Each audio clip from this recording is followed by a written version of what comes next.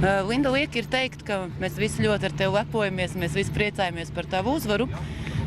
Tā ir pirmā tava tāda uzvara tik lielās sacensībās? Jā, šī ir mana pirmā lielā uzvara tāda tik nopietnās sacensībās, kā arī pārsvarā sacensībās mēs vienmēr paliekam otrajā vietā vai arī tieši aiz apbalvoto strīpas.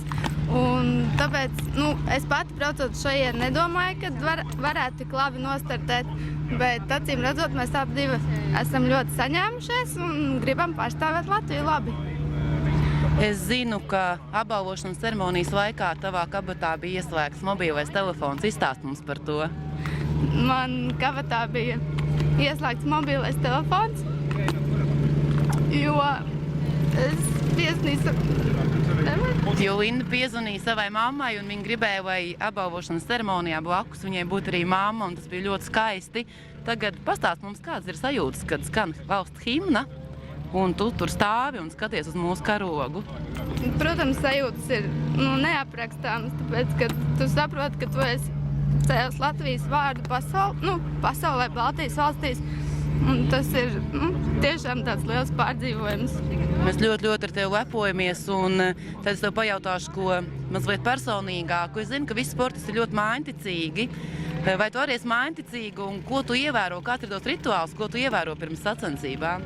Pirms sacensībām vienmēr no rītiem es pati aizēju pie Lemona. Mēs parunājamies mazliet. Viņš dabū savu konfekti, protams, no rīta. Un viņš man ir tāds zirgs, kas būtu gatavs iet caur uguni un ūdeni. To ir apgalvojuši vairāk cilvēki. Un tāpēc es arī tam ticu. Tu šo zirgu nopirki 3 gadu vecu, pilnīgi un absolūti 4 gadu vecu, ja? Pilnīgi un galīgi absolūti negatavi. Tas ir viss tavs darbs, ja? Jā, mēs esam kopā jau strādājam 3 gadus. Sākumā ļoti daudz pārmeta, kad šo zirgu man nevajadzēja iegādāties, ka man vajadzēja atrast sev kādu zirgu, kurš varētu mani pacelt augšā. Bet tā ir sanāca, ka tagad visi šie cilvēki skatās uz mani un uz Lemonu un ir divreiz priecīgāki par to, ka es viņas nopirkusi. Mēs arī esam priecīgi. Paldies tev, Linda. Paldies! Thank you!